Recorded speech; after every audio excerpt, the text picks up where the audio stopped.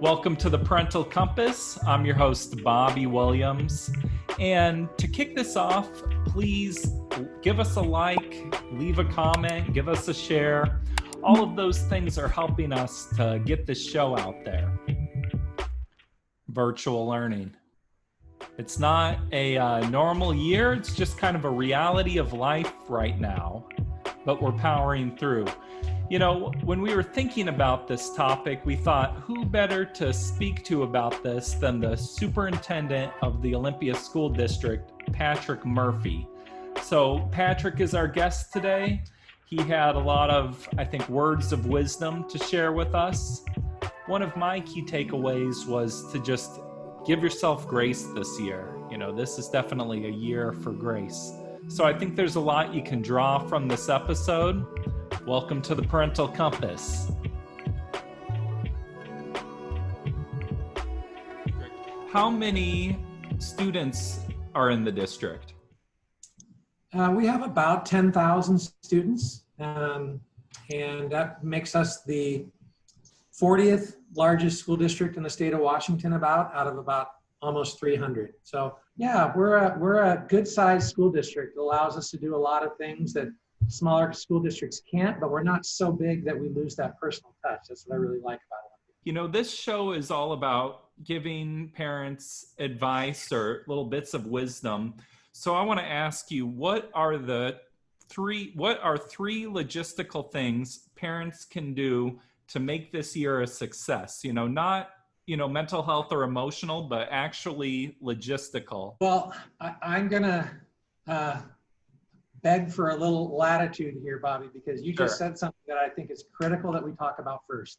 Mm-hmm. And it is that social emotional piece. Because I could give you all the logistical tips in the world, but if you're not okay socially, emotionally, mentally, it doesn't matter.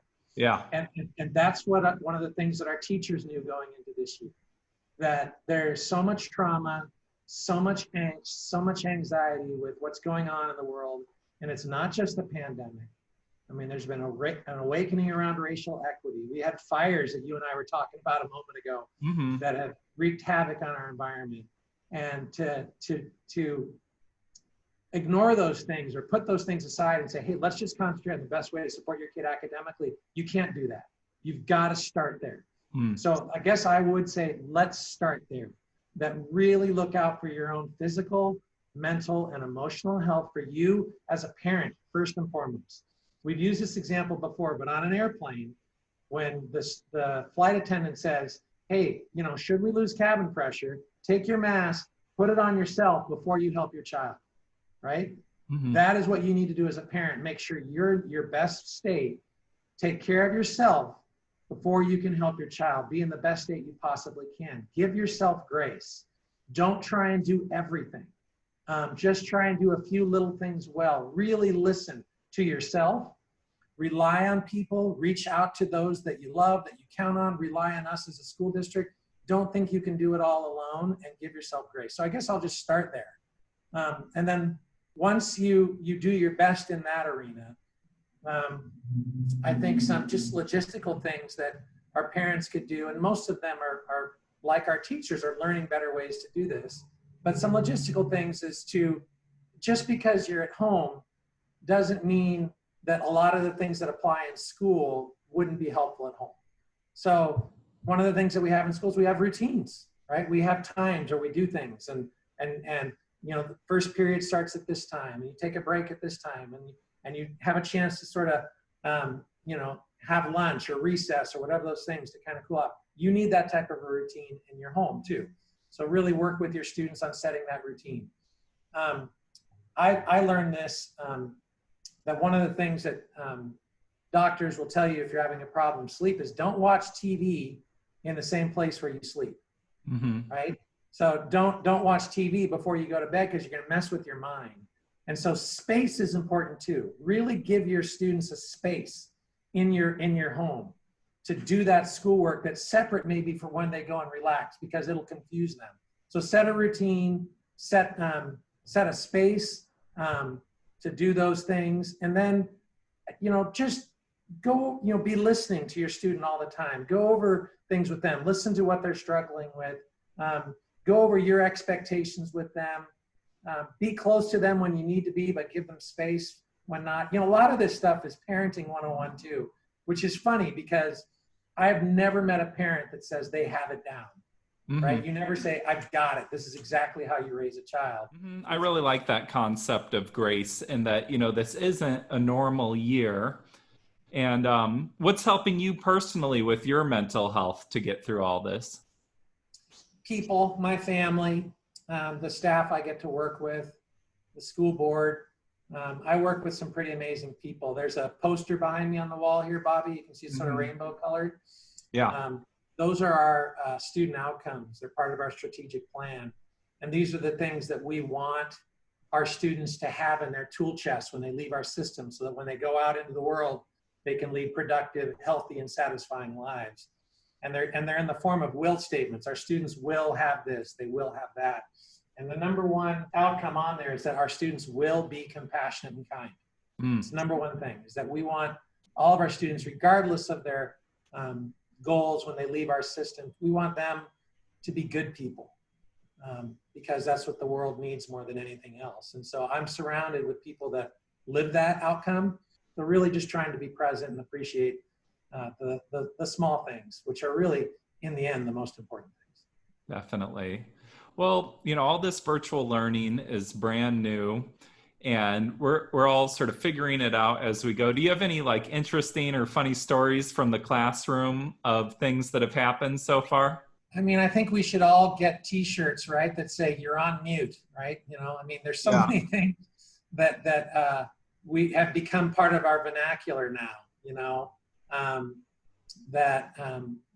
because we're Zooming, and you know, we want people to turn their camera on, or their volume's not working very well. And so watching our teachers navigate that with their students. In fact, right before I came on with you just now, Bobby, I was in a French class, and watching one of our French teachers use some technology called Nearpod. I mean, there's some amazing technology out there. Yeah.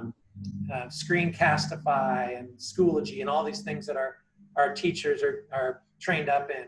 But watching students record themselves speaking in French and talking to each other and using breakout rooms, it's really fascinating the way that they're using technology to enhance, which is extremely difficult, the engagement of students. It's hard enough in person, trying to do it on a Zoom, and they're pretty remarkable the way that they're doing that. And I think, my own personal opinion is, that will change how we do schooling forever. It's not like we're going to go back to normal. One of the things we've said is we're going to go back to better. The things that we're learning now are going to help us to be better when we go back to in-person instruction. And my guess is that our return to in-person instruction will undoubtedly look different. Any ideas of what that will look like? I think it'll be very meshed. I think there'll be a lot of the things that we're doing technologically that we'll continue to do. We were already doing it. You know, we were fortunate in the Olympia School District, as I mentioned before, to have such a supportive community. We passed a tech levy back in 2017. We were already, in our 6th grade through 12th grade classes, a one-to-one school district. All of our students have a Chromebook. Yeah, so that's amazing. And they were taking them home like a textbook. You know, we didn't leave them at school. It was just in there. They took it everywhere because they're cheaper than a textbook now. It actually costs more for an AP chemistry textbook than it does for a Chromebook. That's ridiculous that these textbooks are so much. Yeah. Well, and they're becoming obsolete, right? Because information changes so quickly, and a textbook is static. And we can update information so quickly. But there's a price to pay for that too, right? We all get these headaches from Zoom too, going back to parents. Get off the computer. Give yourself and your student time to clear out of all the electronics. So it's really trying to find that balance. I did want to share, though, Bobby, one thing that I think is particularly hard. And I don't know if this is certainly not a funny anecdote, but a real anecdote. Okay. Some of the classes that I visit that I am the most impressed with and the most in awe of is our kindergarten and 1st grade class. I was just about to ask about the younger kids. Yeah. Because unlike any generation of kids at that age, undoubtedly, those kids will be more technologically advanced than any generation that preceded them. we've seen it when we drive around town. You go to the grocery store, wherever you go. There's little kids more and more that have a device, a tablet, something where they're familiar with it, right? Much more so than certainly when you and I were in first grade or second grade or whatnot. But they're still little kids, you know, they're Yeah. still 5 and 6 years old. And so I was on a Zoom session with a first grade teacher not too long ago, and they have those needs of being a little kid. And those teachers that teach at that level and those paraeducators, that's a calling for them. They love working with that age of kid. And you know why they love it? Because they can get down on their knees. They can get down with them, be close to them, be nurturing and caring for them, making sure they feel safe and that they're okay, and letting them explore the, you know, whatever it is they're doing in the classroom. And watching them try to do that on Zoom is so difficult sometimes. I mean, I see kids get upset. You know, I see kids cry, and I see teachers just wanting to reach through the screen and just help that child. And that's super hard. So again, they're doing remarkable work, but I think as we move back to in-person, and it will be different, our school board in our reopening plan has been very clear, and I think you see it around the state and around the country, is to really focus on those youngest learners first. Get them back into in-person because they have particular challenges when it comes to technology, but just also because of their developmental stage that they're in. Really want to get them into school more quickly if we can. Mm-hmm. Some families I talk to say their child is doing better with virtual learning than they did with in person. Do you have any ideas of how to keep that momentum going for those students? Yeah, I've heard that too, Bobby, and it doesn't surprise me. You know, I just got done telling you that the Olympia School District is one of, if not the highest performing school districts in the state of Washington. And I can throw out some pretty amazing numbers. I mean, the class of 2019, which is the last graduating class we had almost a 92% on-time graduation rate, which is among the highest. Well, it's the highest we've ever recorded in the Olympia School District, but it's among the highest in the state of Washington. And if you go to an extended graduation rate of 5 years, it's almost 96%. Mm-hmm. And so then the question you always need to ask yourself, okay, so 91% of the kids are graduating on time. Who are the 9% that are not, right? Yeah. Who are the 1 in 10 that are not doing so well? Because I could throw out these statistics, but if you're the parent of a child that's not thriving and not doing well, you don't really care about those things. Mm-hmm. It means nothing to you. And so there's no doubt in my mind, and we've learned more about this. There's a great book to read if you haven't read. I think it's called Quiet. And it's about the introverted person and how our school system, as we've discovered, whether it's around race, gender, or even personality type, historically it's been slanted towards one type more than another. It's just the way we have done schooling as a society. If you're kind of loud, you stand out, you do these things, you get more attention. And you can really dominate a classroom if teachers aren't really careful about how to do that. And so some of our introverted kids have really thrived in this environment. Yeah. You know, they've really had an opportunity that whole, you know, trying to stand out and really be the person that dominates an in-person setting, that's not them. And so, you know, we have kids that, you know, some of them have health conditions around different phobias at school. It's just, it's an anxiety type of thing. And having the opportunity to learn from their home in a way is really, really important. So again, I think that idea of we're not going back to normal, we're going back to better. So I put an open ask to the community about what questions I should ask you. And I got several people bringing up racial equality. So I just want to ask you directly, what role do you think the school system has in regards to fighting racism? I think it is trying to think of a big enough word. I just think it's a huge role that the school district plays. It's huge. Our public education system has played a critical role in our evolution as a society. And I think I mentioned at the beginning of this, I think there's been a reawakening, an original awakening around the world, around our region when it comes to racial equity that has been absent. And it's manifesting itself in many ways. And I think the school district is critical in that regard. And again, we have a school board that's dedicated to that. The fourth outcome behind us here says that our students will have the skills, knowledge, and courage to identify and confront personal, systemic, and societal bias. That's our outcome number 4.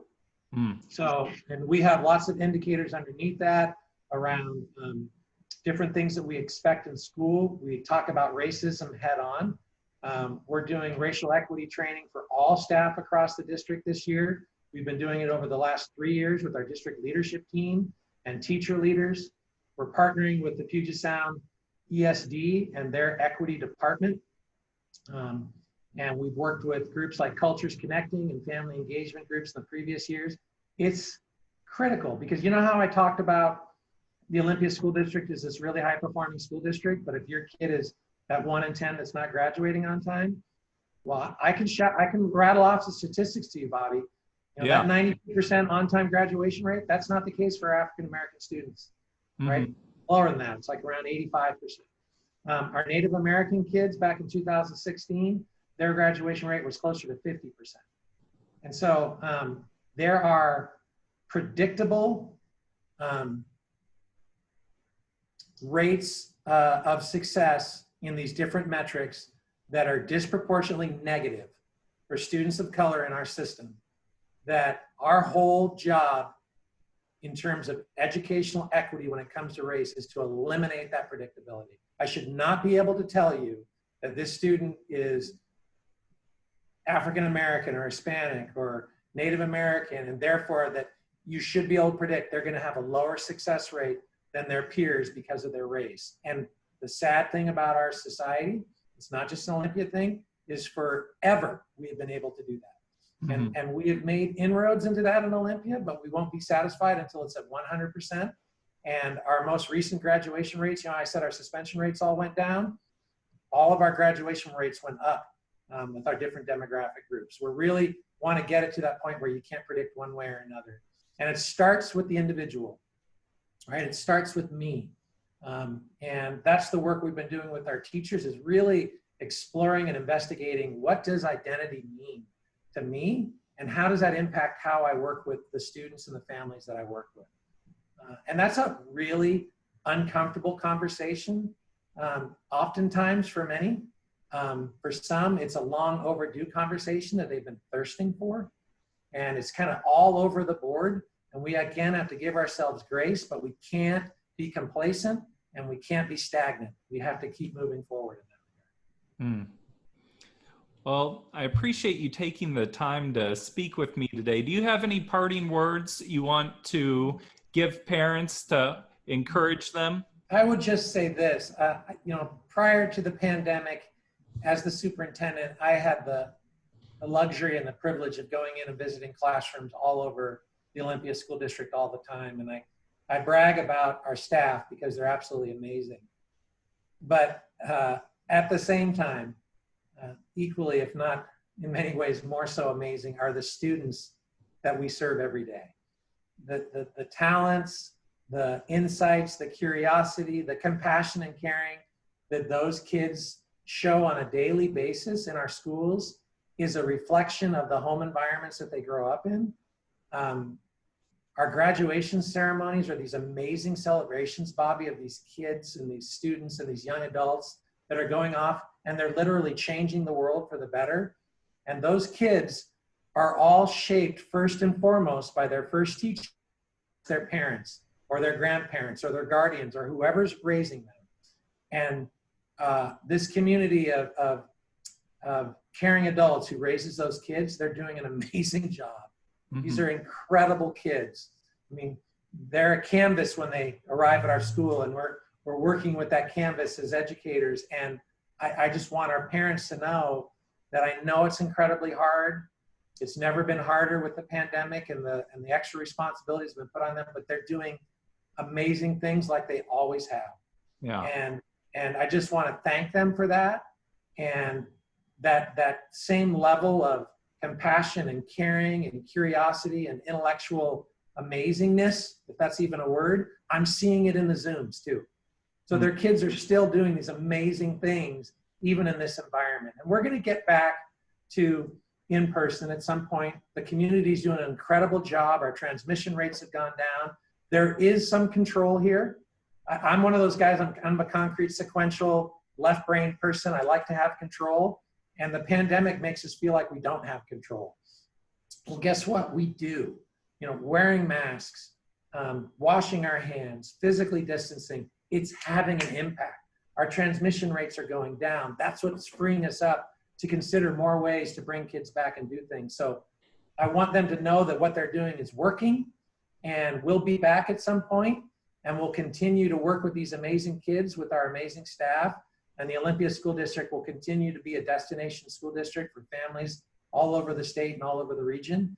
And it's because of all of them that we're going to get there. Just a big thank you to them. I've worked with several of your schools, particularly Marshall Middle School and Capitol High School. And I can say just from my experience, you have amazing staff. And it's been great getting a chance to talk with you today and get to know you a little better. So just thank you so much for taking the time to be part of this. Well, the Marshall Mustangs and the Capitol Cougars are an amazing community. And I agree with you wholeheartedly. Those are two amazing schools, communities of learners and families and staff. And I love visiting those schools. So thanks for mentioning them. And thanks for taking the time, Bobby, to meet with me. I very much enjoyed this. Mr. Murphy, just thank you for coming on the show. And I really appreciate how you're approaching the school district from a perspective of compassion, because that's something I think is really needed in our society, especially right now. Next week, we're going to be speaking with Barbara Colaroso. She is a best-selling author of several parenting books, and I'm sure we're going to get a lot of information there. As always, like our page, leave us a comment, leave us a review. We'll be back next week on the Parental Compass. Peace!